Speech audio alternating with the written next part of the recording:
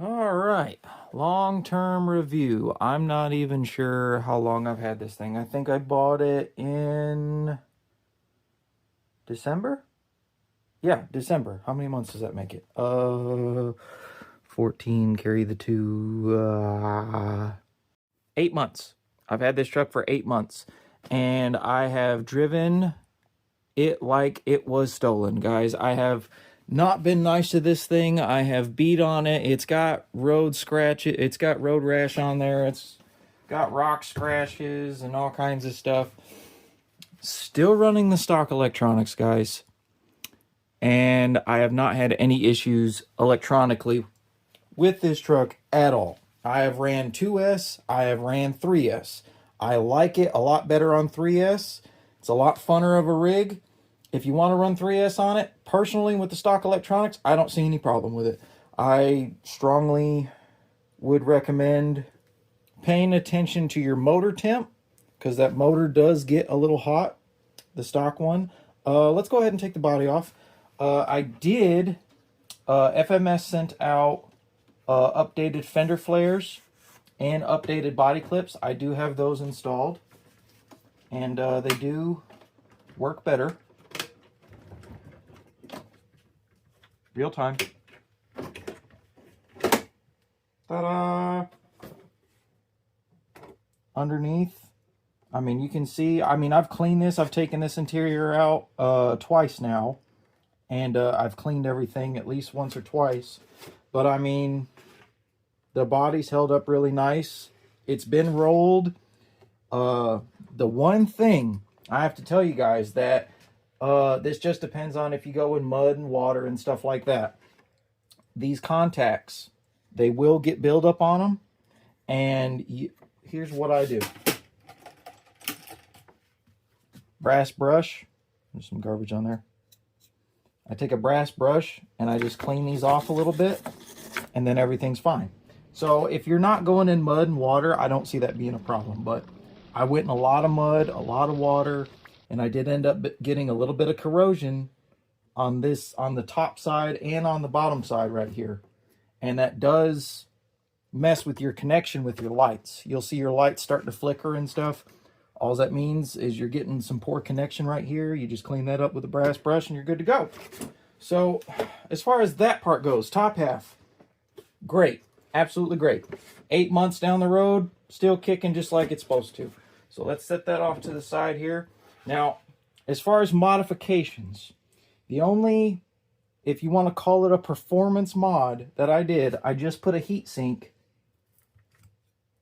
I just put this little heat sink on this 32 turn motor. That's all I did. And that was just because the motor temp on 3-cell this motor does get hot. I don't know exactly what temperature. I can't give you an accurate temperature reading, but it does get hot. So a little heat sink right there will dissipate heat. Stock ESC and receiver, stock steering servo. The thing's basically stock. All I've done is just some aesthetic upgrades. I mean, if you call tires a performance upgrade, yes, I mean, it is a slight performance upgrade, but I really just wanted the scale aspect of it. So SSD rims, Proline, I don't even know what these are right now. Where did I put the Toyo Open Countries? And I really like these. They got a very scale look to them. They actually perform pretty good. I have some green Injora inserts in there. And yeah, it seems to drive just fine. Now, here's the bad news, okay? If there was any bad news, I'm sure if you've looked into this vehicle at all, you have heard about the front axle snapping. And believe it or not, it happened to me. I have since taken that axle out. Where did I put it? Oh, here it is. Perfect. Yep. So there's your culprit right there.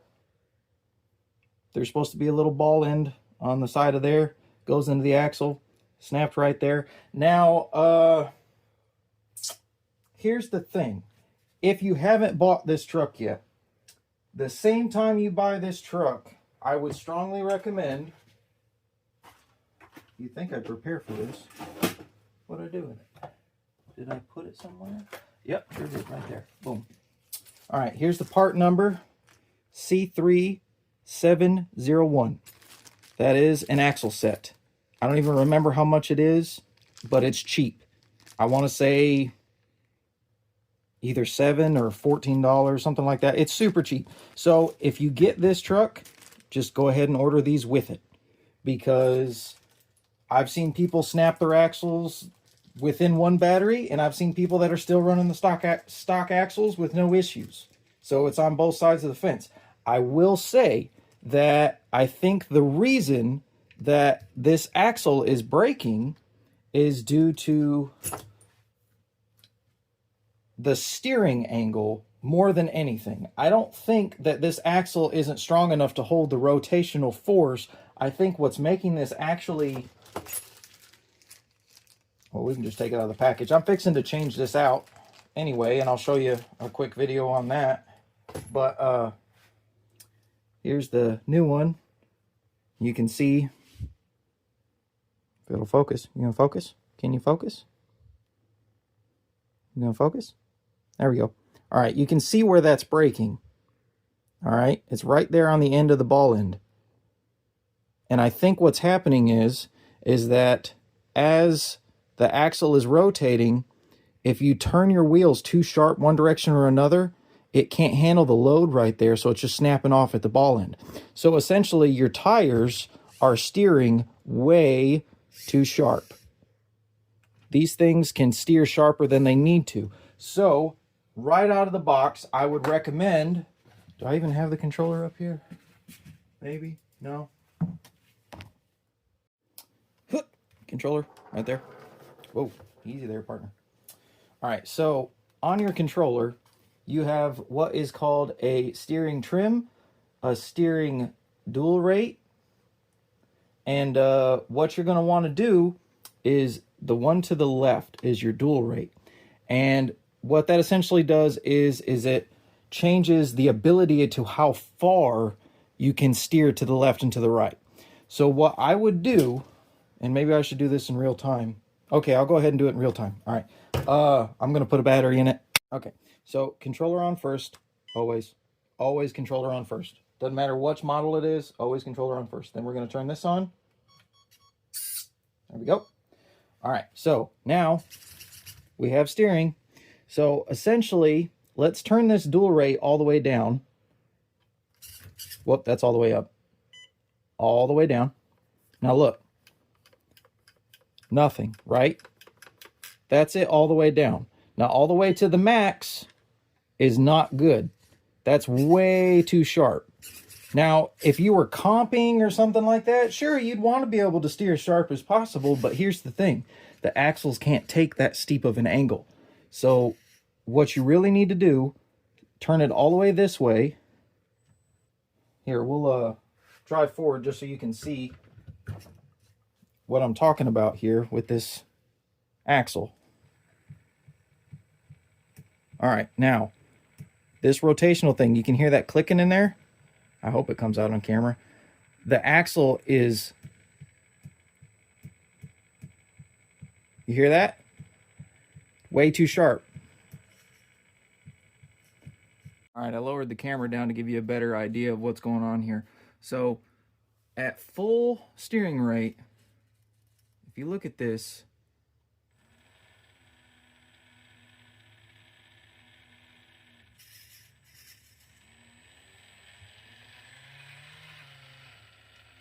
you see how that tire's got a slight lag to it? Where it's like, stop, stop. Hopefully it'll catch it on the frame rate. But with that tire stopping, what that's doing is the axle is actually binding. And if you bind an axle under load, you will snap it.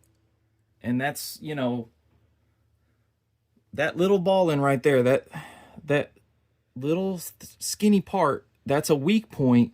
And as that's turning, what's happening is when that bind action happens, it's going to crack and snap right there at the ball end. So how to fix that, or how to keep it from happening, is we're going to drive forward and we're going to look for that stopping motion right there, and we're going to slowly back off our dual rate. So as we back off our dual rate, the tire's going to start slowly turning back in. I'm still getting it. I'm turning the dual rate until that stops. Okay, so right about there. It's almost about 25%. I don't know if you can see where that is, but that's your dual rate right there. And I want to say almost 25%. So it can turn 25% more than it should. So, and here's the thing, that limits your steering angle, but it's still decent steering angle. Okay, so that is my recommendation, is to check your dual rate on your steering before even driving this thing, because I don't think it's set on your controller right out of the box. I think you need to set this before you start driving, and that will prevent a lot of breakages. And that's still plenty of steering, but now we don't have that issue.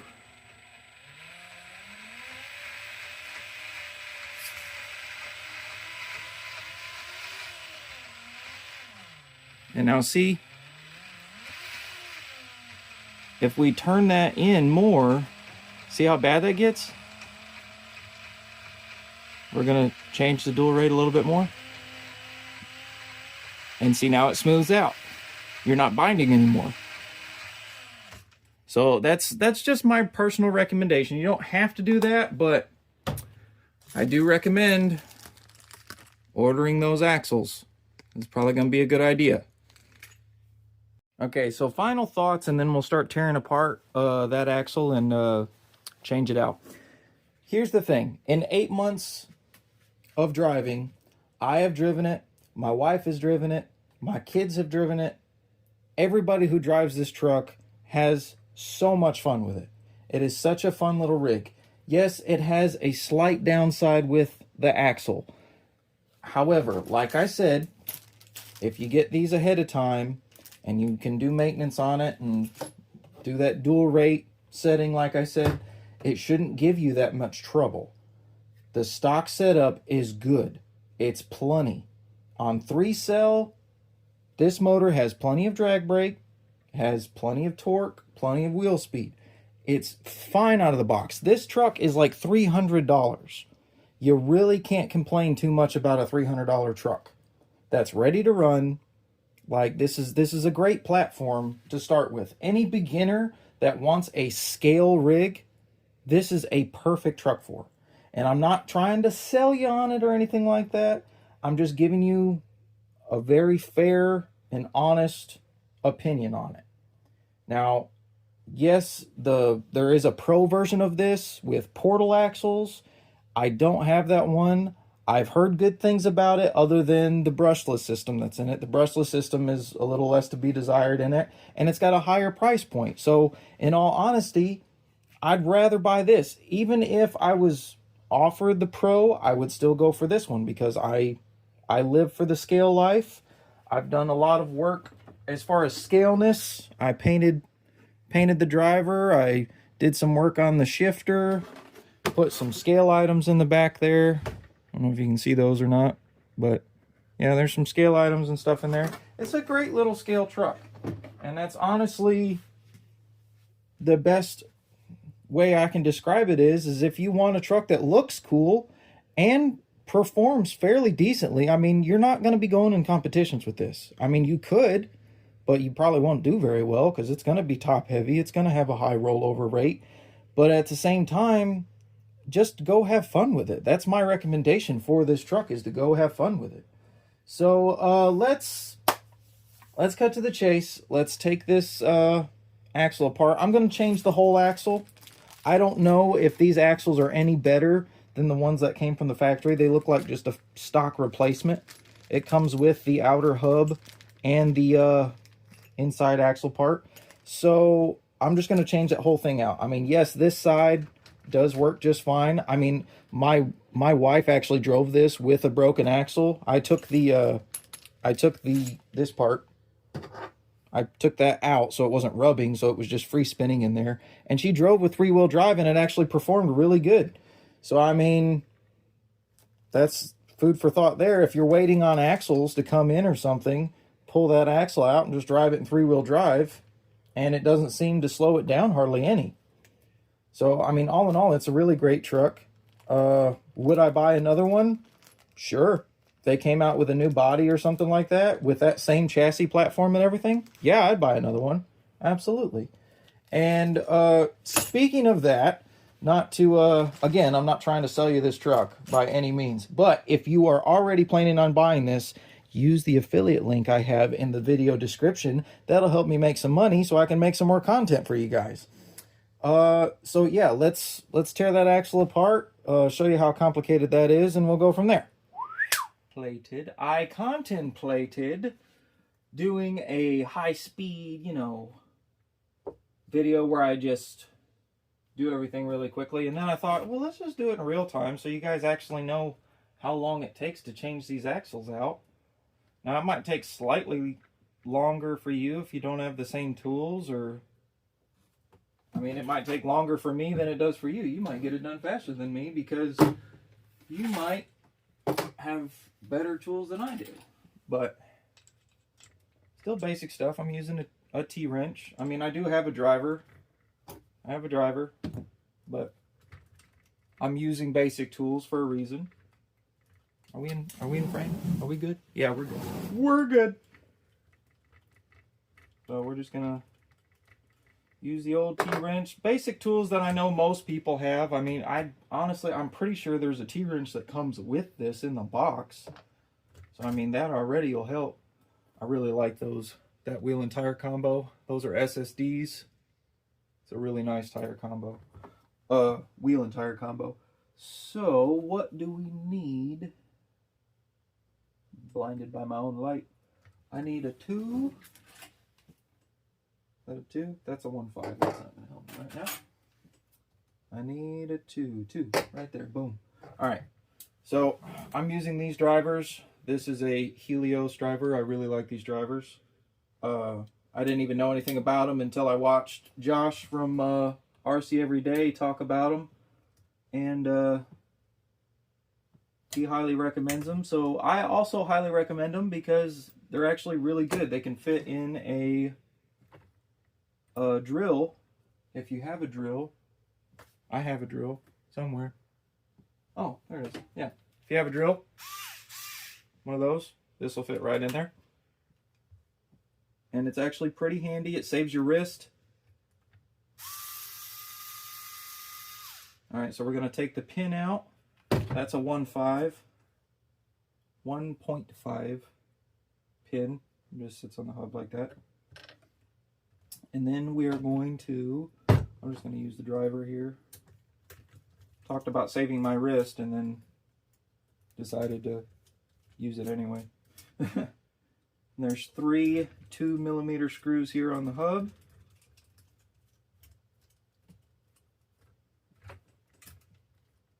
Nothing seems too complex on this. I do recommend either a work mat or a little container. Put your screws in so you don't lose them. It's always good practice. If you have one of the a mat with a magnet in it or something, that's another good thing. You don't want screws rolling around everywhere. But this shouldn't be too lengthy of a job, I'm assuming.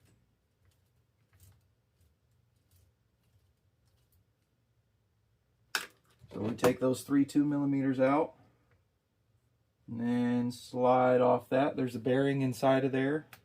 Now would be a good time to put a little marine grease in there if you plan on going in water. We're going to put that in the screw bin also. And then, what's going to be the easiest way to take this apart? You could probably do it without taking off the fender, but I'm going to take off the fender so you guys can see better. I hope you guys can see it.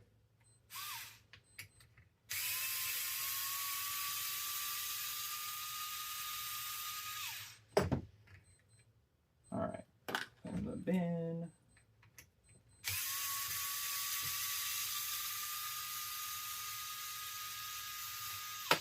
Oops.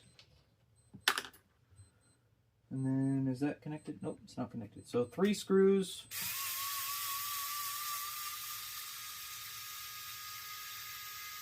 Come on.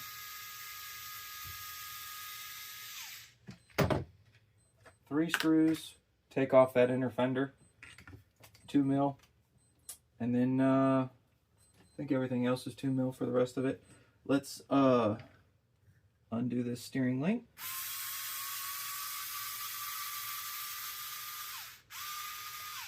There we go. Let go. Let go. Screw out. All right. I packed a bunch of grease in there so I didn't get mud and water in there while there wasn't an axle. So we need to flush that out with some Q-tips or something.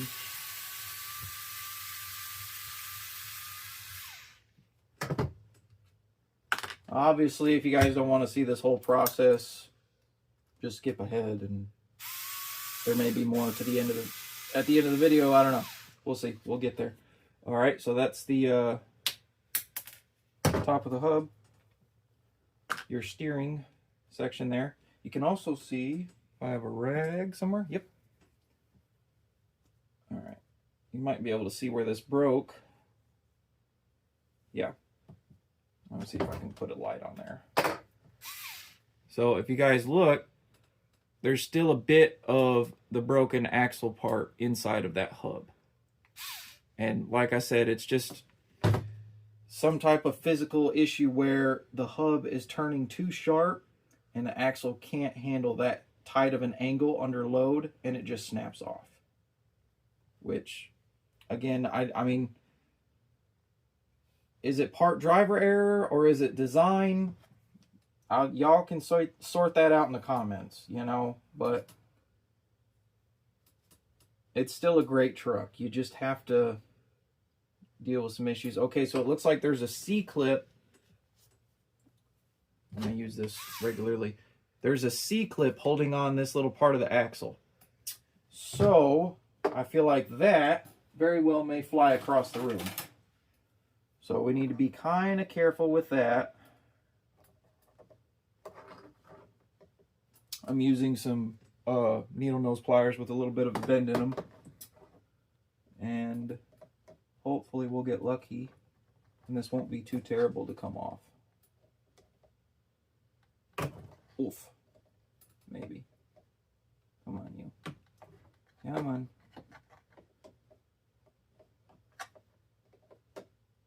Yeah, man. Oof.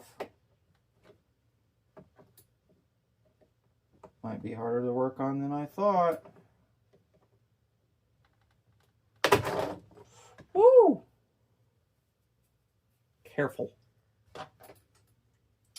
This is kind of a beefy C-clip on here. Let me see if I can pop that off with a screwdriver. Good gosh, that thing's thick. And there's not a whole lot of room to pinch that. A lot of YouTubers that work on stuff, you know, they're usually either done in like a time lapse or they've already taken apart beforehand, so they know exactly what to do. I'm learning at the same time you guys are. So to give you more of a realistic expectation when you work on this thing.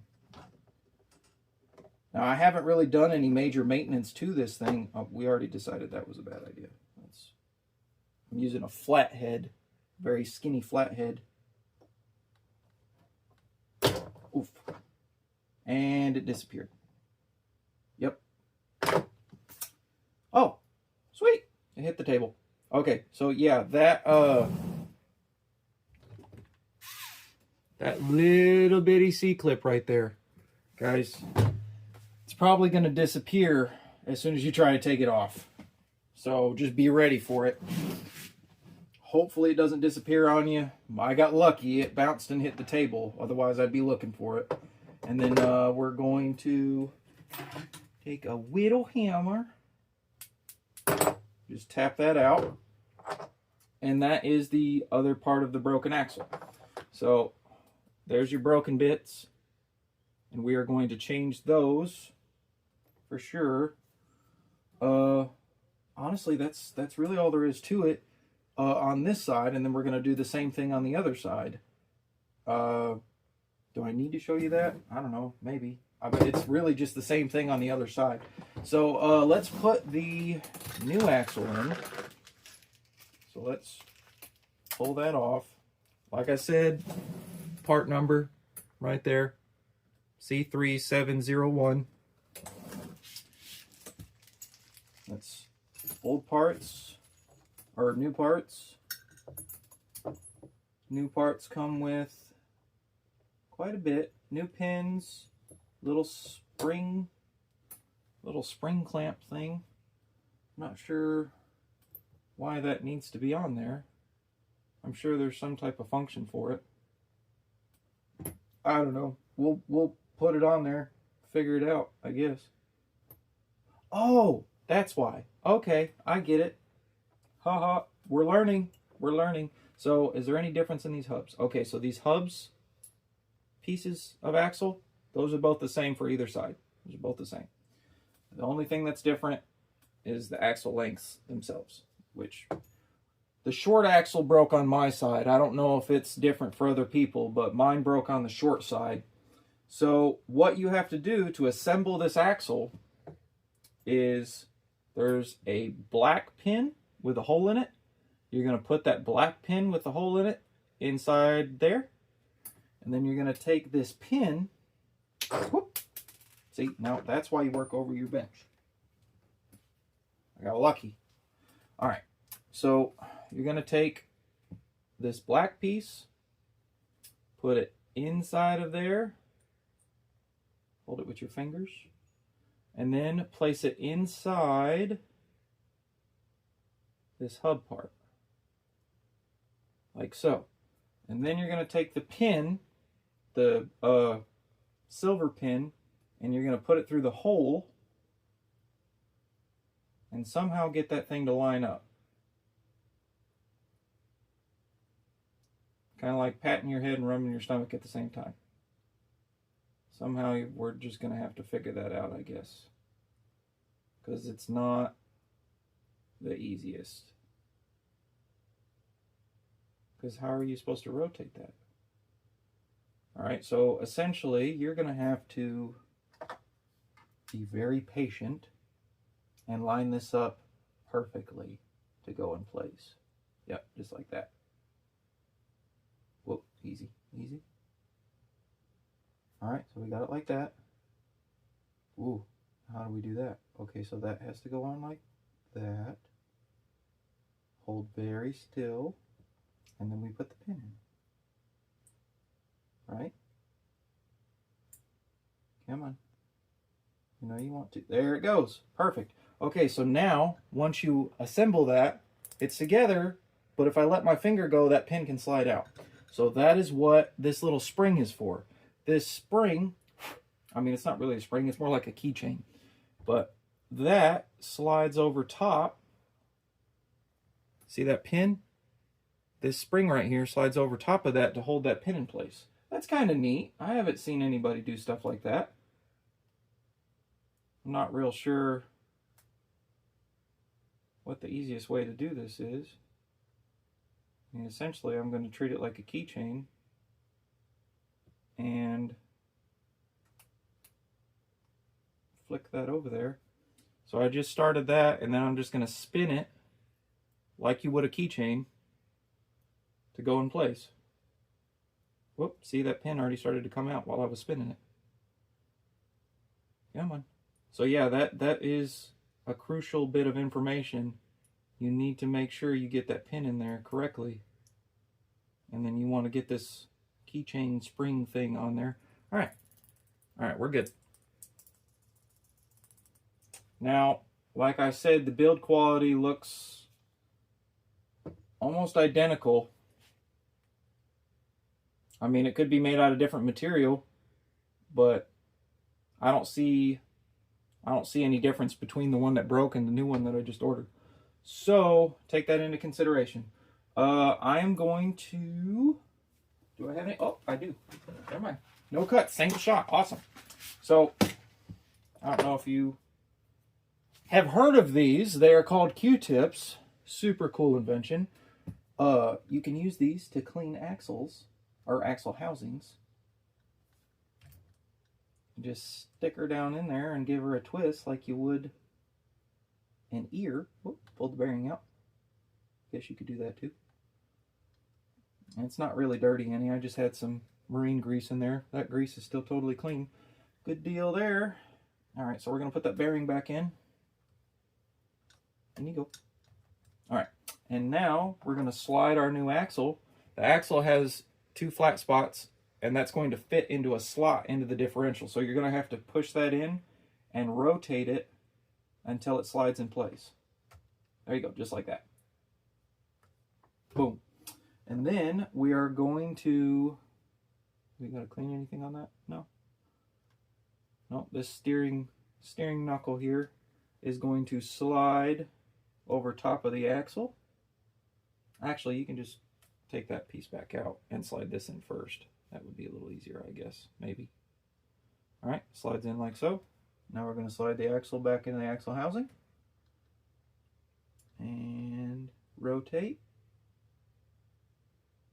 You got to rotate and push at the same time to try and get it to go in place. I wouldn't rotate it quickly because you can skip over it. Come on. Where are you at? You'll not. There it goes. Ta-da. All right. Whoa. Now we're going to put all our hardware back in. Which hardware would that be? We don't need that right now. That's the outer hub. All of these screws appear to be, let me double check. Yeah, all these screws that we took out, other than the ones that go in this hub, they're all the same. So you can't mix them up. They're all 2 mil and they're all the same length. So that's nice. All right, what do we got? 2 millimeter. You need to be really careful if you're putting stuff together with a drill. This one doesn't have a whole lot of power. Otherwise, I would use a hand driver. And the bottom.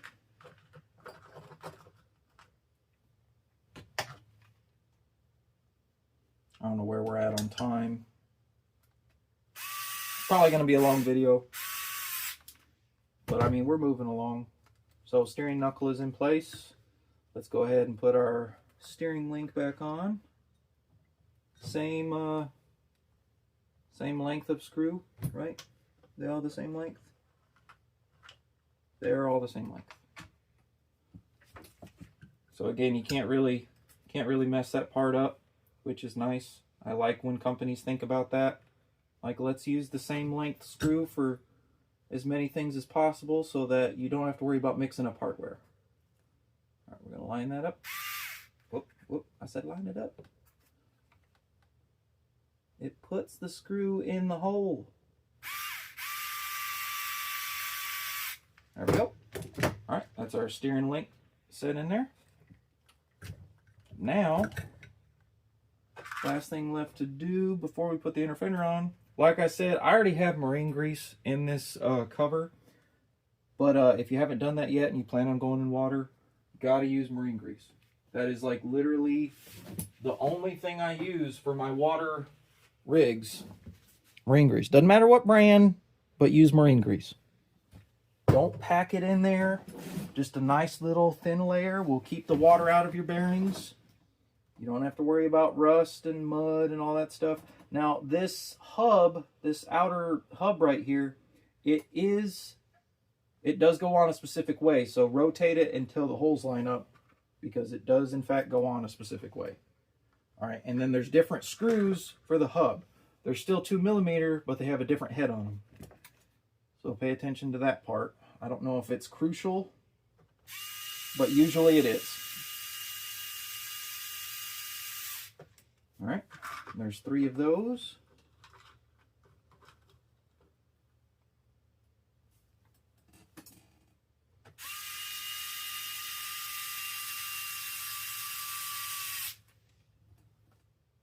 Where's the last one? Right there.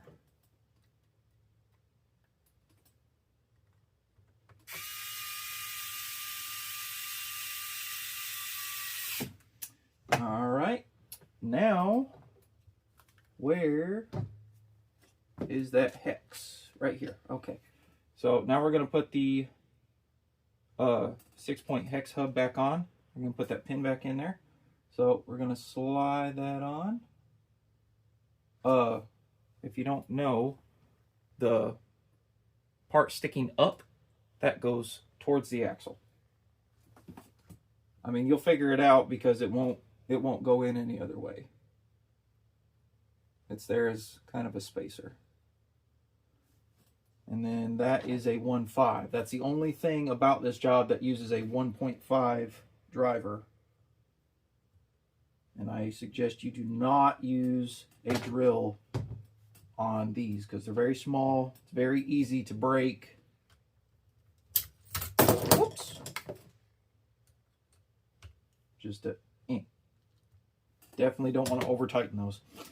And then inner fender goes back on with 3 screws, all the same size. Or is it? Ooh, hang on, hold up. Maybe they're not all the same size. I have one that's slightly longer, and I'm willing to bet that that goes into that steering link.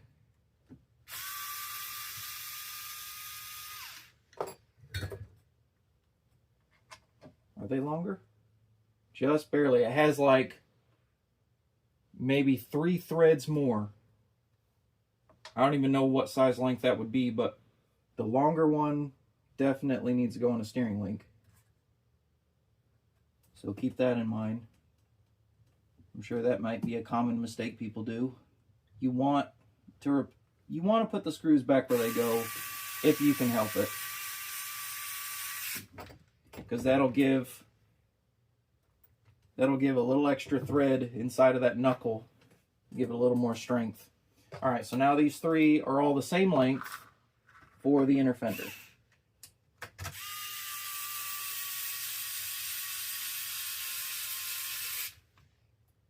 There we go.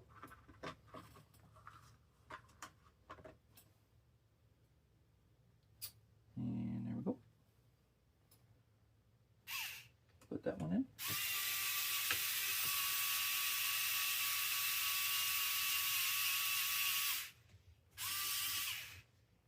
Whoops. So there's a clip on the back of this back inner fender here. It's still holding on by the wire. So if you want that to actually seat in there, I'm going to take that out. I don't know if you guys can see that. There's a little plastic clip right there inside the frame.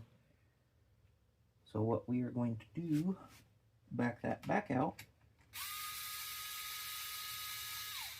and put that back where it goes.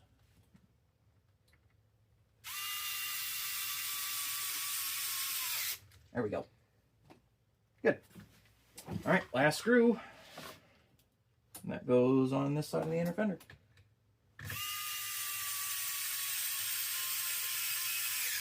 All right, so now we just put our wheel and nut back on. Make sure you see those hex hubs in there. And you're gonna put your 7, I think it's a 7 for your wheel nuts. I think that's a 7. Go ahead and tighten that back down. And that's essentially job done. So I don't know how long that took, but it's don't be intimidated by it. Don't let something like that deter you from buying the truck. If you like Toyotas, if you like the way that truck looks, I still strongly recommend it. We are full 4-wheel drive again.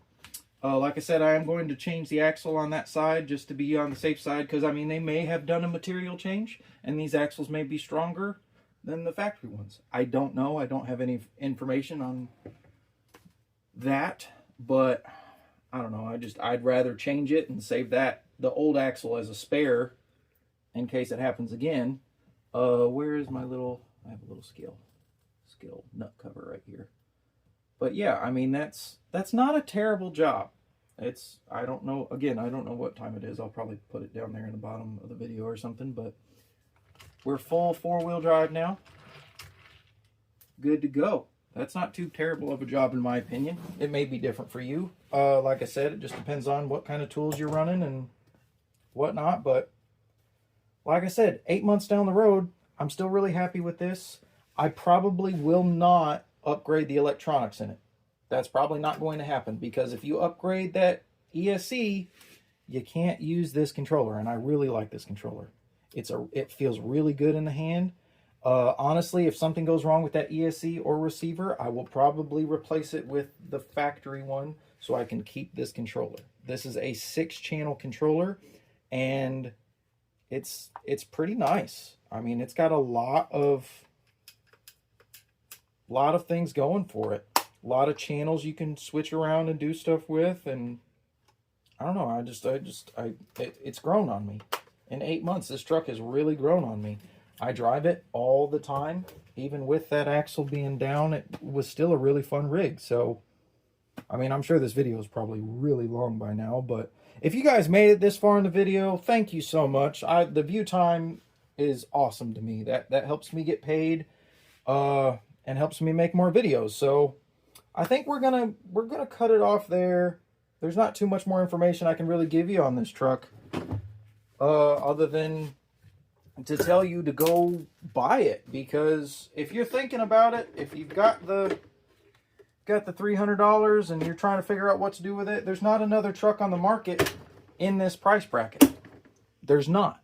I've looked. You're not going to get something this cool, this scale, in that price bracket. It doesn't exist. Not yet, anyway.